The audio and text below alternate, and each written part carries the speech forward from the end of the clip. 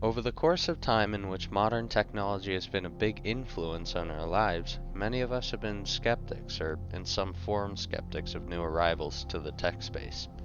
Some of it's been used for good, in the case of mobile phones for instant contact and connection. There's probably one in your pocket right now. Others have been used for malicious purposes, such as algorithmic data collection by social media corporations.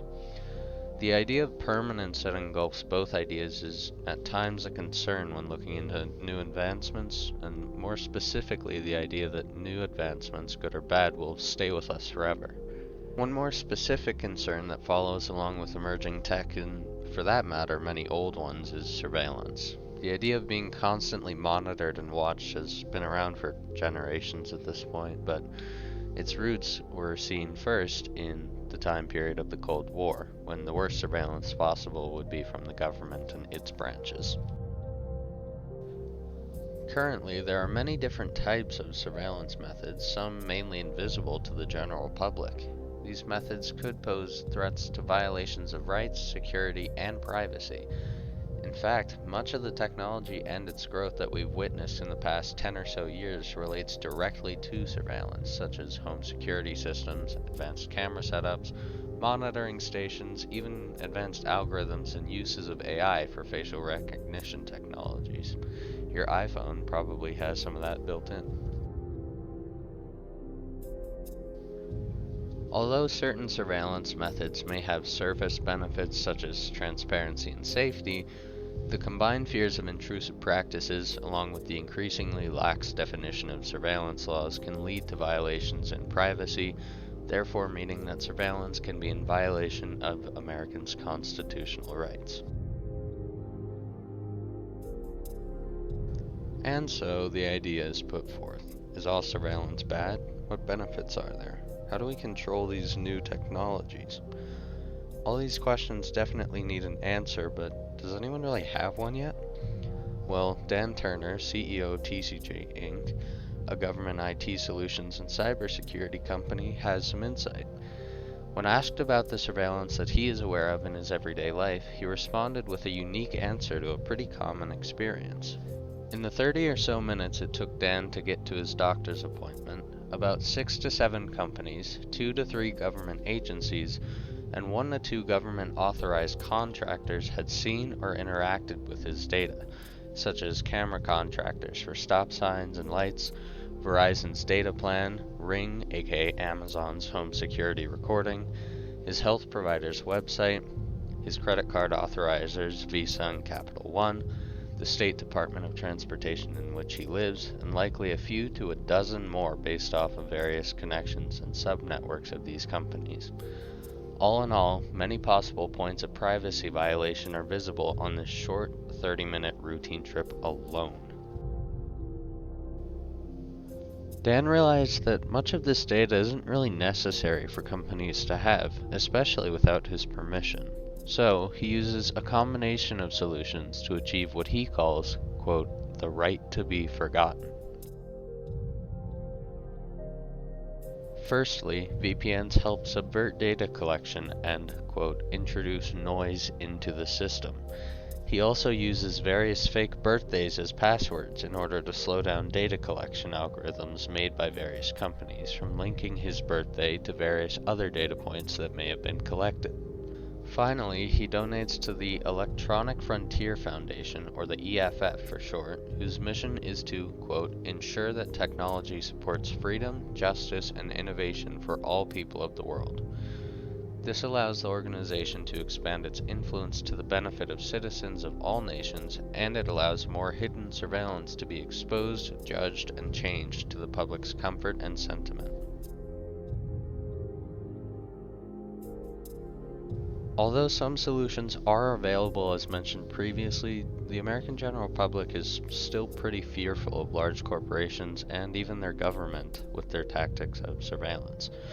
According to Pew Research, 62% of Americans believe that it's nearly impossible to go through daily life without some form of their data being collected without their consent by companies, and 63% believe that it's impossible to avoid government data collection. 81% of people state that they have little to no control over their data and its collection by companies, and 84% for governments, respectively. While some of these claims may seem inflated or exaggerated, there is a genuine concern for this type of data collection and surveillance of the general public. In 2001, the Bush administration advocated for and eventually passed a law known as the Patriot Act, standing for, quote, uniting and strengthening America by providing appropriate tools required to intercept and obstruct terrorism. This law may have had good intentions due to the possible increase in awareness of threats domestically or abroad to the United States, but ultimately this law's lax wording and broad definitions allow easy exploitation by many parties. It included a variety of monitoring related to persons of interest, money laundering, ID verification, domestic terrorism, and more. It specifically included various authorizations for surveillance, such as in Section 1, Title 2, Sections 201 to 207, for the purpose, quote, to intercept wire, oral, and electronic communications, end quote, relating to threats such as computer fraud, general terrorism, and more, along with casting a broader surveillance net over the operators of foreign powers, though not necessarily to be used as a spy network for the government. Why wouldn't the public be scared? In order to find that seemingly insignificant yet powerful line, a 132-page file of reports, regulations, and procedures had to be searched through. Combine this time consumption along with the hundreds of other files and write-ups about this topic by various agencies, and a citizen could be looking at weeks worth of reading and annotation just to understand how they're being watched, logged, and recorded at almost any given time. In fact, a fairly recent example of these types of laws being utilized against the public is seen in the New York Times publication of documents and budget proposals from the NSA, circa 2013. These documents show occasionally realized cooperation of the NSA with private internet providers to create intentional yet discreet backdoors into encryption processes, products, and other security software and hardware that is purchased by consumers. So, not only do taxpayers pay for the surveillance being conducted against them, and they don't really have information of this until just recently, but nobody whose tax dollars went to this funding realize any benefits. This may sound as though the laws passed relating to the subject are entirely pointless, or it may sound as though nothing can really be done about the situation.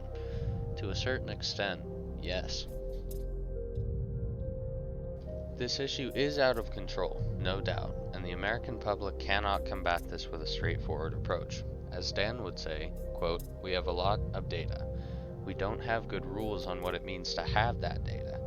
We need that. Until we get good rules, we're playing with fire. Thankfully, some laws from the Constitution and its amendments have combined into a set of rules and precedent that the Supreme Court deems has created a legal argument to the right of privacy.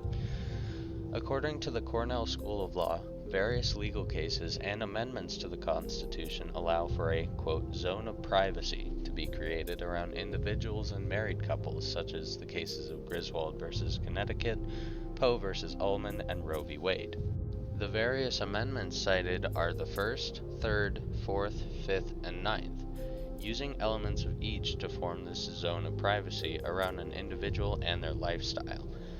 While many of these cases relate directly to interpersonal relationships and their practices, these concepts are also extrapolated to be directly applied to the relationship between a citizen and their government, as the citizen's zone of privacy in any regard cannot be violated by the federal government.